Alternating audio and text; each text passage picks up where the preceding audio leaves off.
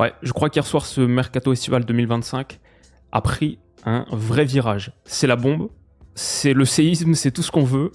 Alexis Isak veut partir. Il a informé Newcastle hier de son désir de chercher un transfert cet été. Newcastle est déjà en train de chercher son remplaçant. On parle de Benjamin Šeško. Ça vient de tomber. C'était un petit peu dans l'éther parce qu'il n'était pas dans le groupe de pré-saison de Newcastle. On parlait d'une légère blessure à la cuisse, etc. Bon, ça, c'était il y a quelques jours. Et le 15 juillet, surtout, ça, c'était les premiers remous. C'était la première secousse. Liverpool, qui faisait une approche formelle pour essayer de voir si Newcastle était vendeur. Peut-être on parlait d'une offre de 120 millions de livres. Il y a eu Ekitike derrière. Donc, on s'est dit, OK, cette histoire est terminée. Non, c'est pas fini. Les amis, j'espère que vous allez tous très bien, très très content de vous retrouver pour une nouvelle vidéo. C'était pas le programme d'aujourd'hui, mais mon avis sur le cas Isak, je sais pas s'il est important, mais pour moi c'est important d'en parler parce que je crois que ce serait le move le plus important de l'été. Il y a eu quelques gros moves, hein, c'est un énorme mercato. On a eu Liverpool qui a ne serait-ce claqué que 220 millions sur Wirtz et Ekitike, c'est les deux transferts les plus chers de l'été pour l'instant. United, Bomo, Cunha 75, les deux, Zubimendi 70, Retegui qui est parti aussi en Saudi Pro League à 26 ans pour 70 millions. Gittens, Kudus, Pedro, beaucoup de Première Ligue, Huysen au Real, Elanga Newcastle, Madueke à Arsenal, Reinders, Carreras, Kerkez, Mastantuono, Alex Baena, Frimpong bien sûr à Liverpool. Et les autres, il y a eu quelques gros moves cet été. Florian Wirtz, c'est énorme. Mais Wirtz, on savait qu'il allait partir. Même si Rodrigo s'en allait, je pense que le move d'Alexis Isak, ce serait quand même le plus gros transfert de l'été. Pour un joueur qui est coté selon Transfermarkt comme étant le 13e joueur le plus valuable du monde, tout poste confondu. Pour un joueur que Newcastle, s'il part, ils veulent faire démarrer la conversation apparemment à 150 millions de livres. 150 millions de livres, 170, 180 millions d'euros. Ça en ferait le 3e transfert le plus cher de l'histoire, devant Philippe Coutinho. Il est dans la conversation Alexis Isak du meilleur avant-centre du monde. Il vient de boucler 2 saisons consécutives en Première Ligue à 23 buts et à 21 buts l'année d'avant. 23 plus 6 en comptant les passes décisives cette saison en PL. Ça le mettait seulement derrière Mo Salah. J'allais dire juste derrière Mo Salah. Pas tout à fait. Mais il pourrait donc jouer dans la même équipe la saison prochaine. Et c'est un truc qu'on n'attendait pas. Alexis Isak, on en parle depuis combien de temps sur la chaîne maintenant? Je crois que ce but contre Liverpool, justement, c'était un petit peu le symbole ultime. On a fait peut-être toute une vidéo sur Newcastle après ce but. Cet enchaînement technique, la qualité et derrière le coup de Mjolnir, le marteau de Thor dégainé par Alexis Isak pour battre Keller. Il y avait tout dans ce but. Et ChatGPT m'a concocté une belle petite image. Il a tout, il a la qualité de frappe extérieure de surface, il est précis, il a la qualité de la première touche dans le bélier d'Eddie Howe, cette équipe hyper verticale, hyper axiale, genre là sur ce ballon, battre ton vis-à-vis alors qu'il part pas à la limite du hors-jeu, en plus il a un petit demi-mètre de retard, mais juste la qualité de sa première touche plus les longues échasses, c'est un poison absolu pour un défenseur central dans la profondeur, c'est un avant-centre ultime de profondeur, qui a aussi la taille, 1m92, et le jeu aérien sur ce centre de Gordon. Entre Gabriel et Saliba, il s'élève pour battre Raya, pas mal. Ici contre United aussi, pour battre Onana. Il y avait cette tête plongeante aussi contre Brentford, il a tellement de qualité dans le domaine aérien. C'est un vrai joueur de surface, je le vois ici contre Leicester, pousser son vis-à-vis, la petite poussette maligne pour aller se retrouver avec un petit peu d'espace et finir. Ça c'était le but, je croyais. Est-ce qu'il met un triplé dans ce match? En tout cas, ça c'était un vrai but d'avant-centre. Il a marqué le 2-0 en finale de Carabao Cup, le titre de Newcastle, le trophée de Newcastle depuis tellement longtemps, but critique, marque dans les gros matchs. Isak est un crack absolu, sans aucun doute là-dessus. C'est déjà un des meilleurs avant-centres de la planète. Et Eddie Howe ne veut pas le perdre. Il y a quelques jours, il se déclarait confiant de garder l'irremplaçable Alexis Isak à Newcastle. Il était desperate, désespéré c'est peut-être un peu fort comme traduction, mais il voulait absolument garder l'irremplaçable Alexis Isak. Confiant, mais sans pouvoir quand même formuler de garantie concrète. C'était le 19 juillet, on aurait peut-être dû sentir venir le truc. Moi j'avoue, Isak qui bouge, c'est pas du tout quelque chose que j'attendais cet été. On va en rediscuter, mais ouais. Vrai choc. L'article de The Athletic qui est sorti ce matin, je trouve, fait un bon récapitulatif des destinations potentielles d'Alex Isak pour ce qui serait un package total à quasiment 300 millions d'euros. Ils prennent en compte le coût du transfert, Newcastle en veut 150 millions de livres minimum, la prime de l'agent et le salaire ensuite réparti sur 5 ans. Si c'était un salaire à peu près dans les eaux de Mo Salah ou des joueurs les mieux payés de Liverpool, ça donnerait un package à peu près 300 millions sur 5 ans. Qui peut se positionner pour aller chercher Alex Isak dans cette configuration-là? Ils ont passé en revue un petit peu tous les prétendants. Le Paris Saint-Germain financièrement pourrait le faire, mais ils ont peut-être le futur Ballon d'Or à sa position. C'est dur de l'imaginer. Peut-être que le Real pourrait le faire financièrement, ils ont toujours des moyens, mais pour moi, il faudrait qu'ils vendent soit Vini, soit Mbappé, soit les deux. Quelque chose qui me semble invraisemblable cet été. On verra après, mais cet été, je pense, impossible. Le Barça, malheureusement, n'a pas les finances en ordre à l'instant pour pouvoir accueillir Isak. Il y a le Bayern, peut-être, financièrement, ils pourraient, peut-être, mais ils ont déjà Kane, et ils cherchent surtout un ailier gauche, on en a parlé l'autre jour. Peut-être que la Saudi Pro League, financièrement, c'est pas peut-être, ils pourraient le faire, mais déjà l'intérêt d'Alex Isak à voir, et surtout pour la réglementation UEFA, pour Newcastle, la réglementation UEFA qui ferait que c'est pas possible d'enregistrer ça comme un profit parce que Newcastle est détenu par le fonds souverain saoudien, le fonds d'investissement saoudien, le PIF, et du coup, s'il partait en Arabie Saoudite, ce serait considéré comme étant un transfert presque comme deux clubs de multipropriété. Par exemple, quand ils avaient vendu Alan Saint-Maximin à Al Ahly en juillet 2023, ils n'avaient pas pu enregistrer, alors l'argent rentre quand même dans les caisses du compte, mais niveau fair play financier, etc., ils ne pouvaient pas l'enregistrer comme étant du profit. Donc si tu vends Isak 150, t'aimerais que ça t'offre de la latitude sportive sur ton marché de transfert et tout. Pour l'UEFA, ça changerait rien. Donc bon, non seulement il y a la question sportive, je pense pas qu'Isak à 25-26 ans veuille aller en Arabie Saoudite, mais ça ce serait aussi un truc qui coincerait pour Newcastle. Je pense pas que c'est là-bas qui voudrait le vendre, même si après c'est un club détenu par l'Arabie Saoudite. Donc peut-être, mais pour moi il reste vraiment la première ligue. Et là il y a 5 clubs qui théoriquement peuvent se le permettre. United, mais United, ils ont pris Mbeumo et Cunha pour 150 millions à eux deux, et ils ont encore Højlund et Zirkzee, impossible. Chelsea, mais Chelsea vient d'acheter Pedro et Delap, et encore Nico Jackson, encore Nkunku, impossible. Bon, faut jamais dire impossible avec Chelsea, on sait jamais, mais improbable. City pourrait le faire, mais ils ont Haaland et Marmouche qu'ils ont pris il y a 6 mois, improbable. Arsenal, qui vient d'acheter Gyökeres. Arsenal, ça aurait été le move, je pense. Mais bon, à moins qu'ils puissent annuler le transfert de Victor Gyökeres, ça semble difficile. Il reste donc, en vrai, quand tu passes toutes les options, bah réellement, oui, il reste Liverpool, qui certes vient d'acheter Ekitike et Wirtz pour 220 millions, donc ça semble un peu bizarre. Mais malheureusement, comme on sait, ils ont perdu Diogo Jota. Ils seraient disposés à vendre Luis Diaz et Darwin Núñez et Chiesa. Donc il va y avoir du monde qui se libère sur le secteur offensif, de la place qui se libère sur le secteur offensif, et c'est une année de CAN. Donc ils vont perdre Mo Salah aussi en décembre-janvier. It does make sense. C'est à Liverpool que l'équation, elle ressemble à quelque chose pour Isak, effectivement.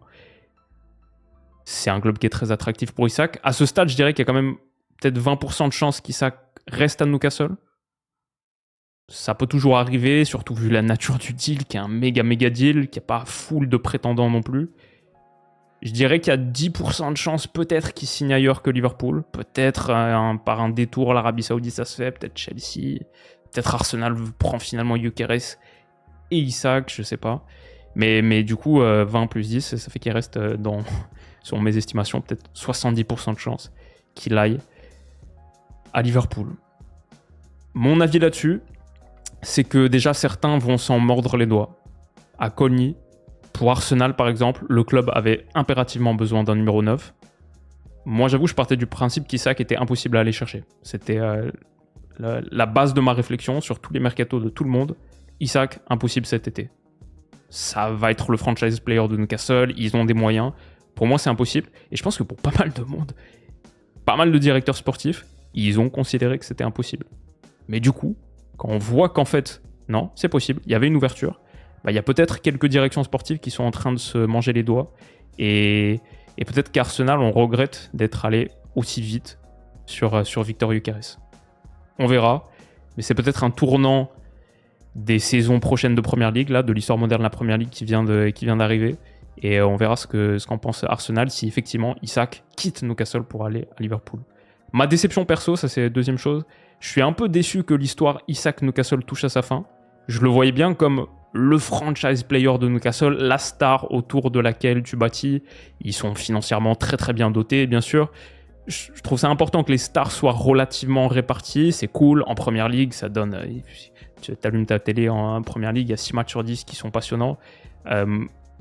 J'aurais bien aimé que l'histoire continue et que Newcastle construise autour d'Alex Isak. Je pensais qu'ils allaient s'étoffer, devenir un challenger Premier League, le bélier d'Eddie Howe, le griffon Isak, tout ça. Ils ont pris Elanga, un peu plus de qualité offensive pour l'épauler. Mais ce que ça dit de Newcastle, c'est assez clair, c'est qu'ils sont pas assez compétitifs. Ils n'ont pas assez bien géré leur mercato. La Première Ligue est très dure. Peut-être qu'une League Cup, c'est leur plafond. Peut-être qu'ils peuvent pas aller au-dessus. Mais ce que ça dit Newcastle, c'est que le club, finalement, à sa taille actuelle, là, est pas assez grand pour un talent comme Isak. Apparemment, ils n'ont pas un super centre d'entraînement. Il est un peu vétuste, comme St. James Park aussi. Il génère pas beaucoup de revenus, ce qui est très très important. Certes, ils ont des fonds illimités avec le fonds souverain saoudien, mais derrière les règles de PSR, le fair play financier, etc., il faut pouvoir générer des revenus. Il faut mettre en place la structure pour générer des revenus. Ils sont en retard sur construire le nouveau centre d'entraînement. Ils sont peut-être en retard sur la modernisation de St. James Park. Ils sont en retard sur leurs revenus commerciaux. Ils sont très très loin du Big Six, des autres gros clubs qui, en tout cas, niveau commercial, sont au top. Ils ont aussi, je trouve, pas géré la question de leur organigramme. Donc, ils viennent de choisir Ross Wilson comme nouveau directeur sportif. Mais avant, c'était Mitchell qui est parti le 30 juin, 12 mois après avoir été choisi comme étant le successeur de Dan Ashworth. Ils n'ont pas de vrai CEO, je crois. À l'époque, il y avait bien sûr, j'avais vu le documentaire, Amanda Stavely, etc. Et derrière, il y a eu aussi des problèmes par rapport à ça. L'organigramme n'est pas assez bien mis en place depuis quelques temps maintenant pour pouvoir être performant sur le marché des transferts. Ça fait quelques temps que Newcastle a eu du mal à attirer des gros noms sur le marché des transferts. Ça fait, je pense, 3 fenêtres de transfert depuis l'été il y a 2 ans qu'ils n'ont pas attiré un joueur vraiment construit pour le 11. Ils ont fait Lewis Hall l'été dernier, mais voilà, il faut remonter à 23 mercato 2023, mercato d'été 2023, je pense, pour voir Sandro Tonali. L'été d'avant ça, Isak, avant ça, Guimarães, avant ça, Joelinton, etc. Ça fait un moment qu'ils n'ont pas recruté vraiment de très très gros joueurs. Et ça, je pense que ça n'a pas particulièrement rassuré Alex Isak. Il y a aussi un truc, le salaire d'Isak, 120 000 livres semaine, c'est pas mal.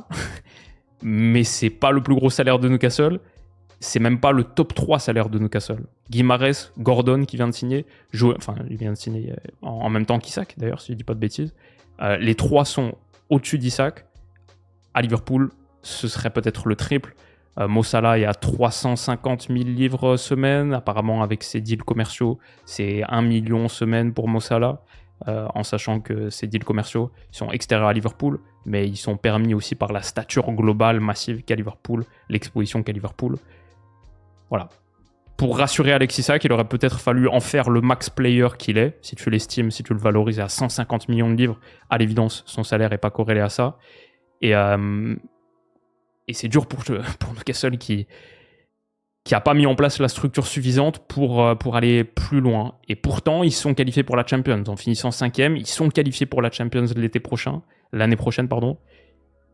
Mais ils n'ont peut-être pas accéléré suffisamment, ils n'ont pas mis suffisamment de vélocité. Et justement, ce transfert, s'il se concrétise à Liverpool, ce serait l'éloge de la vélocité, une leçon de mercato administré par Liverpool, le mercato XXL supersonique aussi qu'ils sont en train de faire.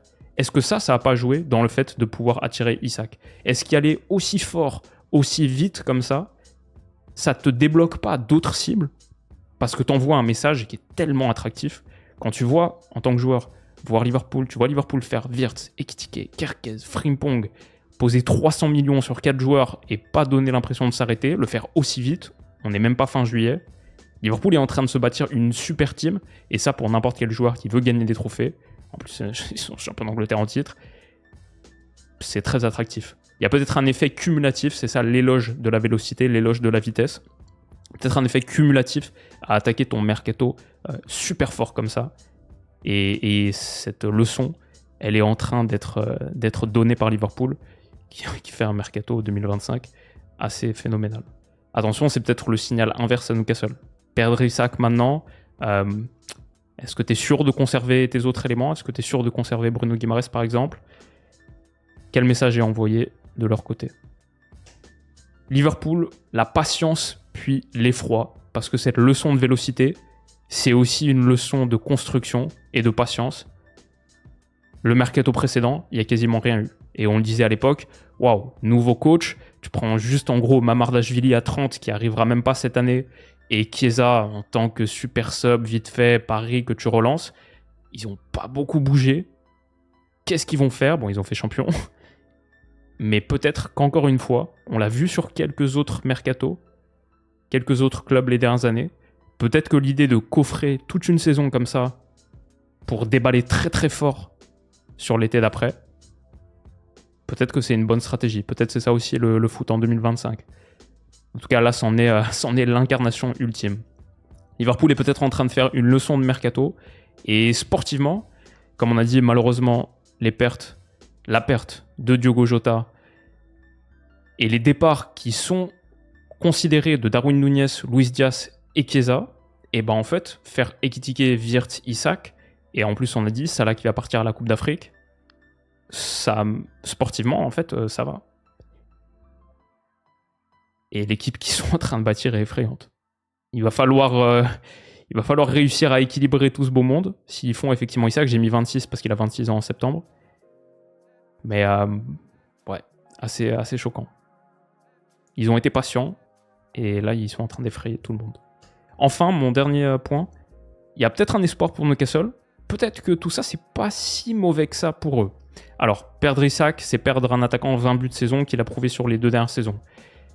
Mais pour toute sa qualité, Isak est un peu fragile. 9 matchs ratés la saison dernière, c'était 12 la saison d'avant, et c'était 18 en 2022-2023. Il est un peu fragile. Il aura 26 ans en septembre. Son prime, c'est maintenant. Il est au max de sa valeur. Encore plus après la saison dernière qu'il a fait. Mais si cette saison, c'était une blessure par exemple, une blessure qui te fait rater 18 matchs comme ça, bah peut-être que tout change pour Newcastle dans la valorisation d'Alex Isak. Et peut-être que c'est le bon moment pour vendre en fait. Si tu vends Isak 150 millions de livres et que tu le remplaces par Šeško, même pour ce que demande Leipzig, 90, 100 millions, moi j'aime beaucoup Šeško. C'est pas une garantie de 20 buts de saison en Première Ligue, c'était même pas une garantie de 20 buts de saison en Bundesliga. Mais le potentiel est pour moi très très élevé. Tu gagnes peut-être 50, 60, 70 millions sur la balance des 2 transferts. Plus, t'as pas besoin de revaloriser Isak parce que vraisemblablement pour le garder, à un moment, il faudrait le revaloriser. Šeško est pour l'instant à 110 000 livres semaine. C'est moins qu'Isak actuellement. Šeško a 4 ans de moins qu'Isak. Et il se blesse pas. Ses dernières blessures, 13 matchs manqués, c'était saison 2021-2022. Depuis, il n'y a rien eu. Il a fait que des saisons complètes depuis. Donc l'un dans l'autre, peut-être que c'est un move qui fonctionnerait. C'est des profils similaires, pas la même qualité. Ils ont 4 ans d'écart. Mais 1m95, la profondeur, la vitesse. Plus de l'argent du coup pour adresser d'autres besoins pour Newcastle. S'ils font une bascule financière intéressante. Ah, peut-être qu'ils en sortent renforcés. Je sais pas, ça fait un peu peur quand même de perdre ton attaquant 20 buts de saison alors que tu vas jouer la Champions. La dernière fois que Newcastle s'est qualifié pour la Champions, leur saison en Première Ligue, elle avait été compliquée. Ils avaient fini 7ème derrière. Ils avaient eu du mal à exister sur les 2 tableaux. Ils sont en péril. Si Liverpool fait Isak, ça va être une équipe effrayante. Ils sont déjà effrayants. Mais ouais, je crois vraiment que c'est le gros move de l'été 2025. Alors, il reste encore un mois de mercato. Et déjà, c'est pas encore fait. Mais si ça se concrétise, c'est énorme. Parce que c'était inattendu au début de l'été. Et parce qu'on est sur un des meilleurs joueurs du monde. Alors, Deuxième journée de Premier League, 23 août, 25 août. Newcastle-Liverpool. Dans un mois, il y a Newcastle-Liverpool à St. James Park. Je vais juste finir là-dessus. J'espère que cette vidéo vous aura plu. C'est un drôle de mercato. Je sais pas si on dit ça tous les étés, mais là on est même pas fin juillet. Ça va dans tous les sens. On sera là pour continuer d'en parler. Beaucoup de sujets prévus sur les prochains jours. On s'est retrouvé avec Stan hier. J'espère que ça vous a plu. Et on essaye, on vise, je vais pas le dire officiellement, mais on vise un gros rythme de publication sur cette saison. Donc, on est reparti. Qu'est-ce que vous pensez d'Alexis Isak à Liverpool si ça se fait? Comment est-ce que vous sentez la première ligue de l'an prochain qui est folle? Mettez-moi tout ça en commentaire et merci d'avoir été là les potes. On se retrouve très vite pour la suite. Passez un excellent week-end et à bientôt. Bisous.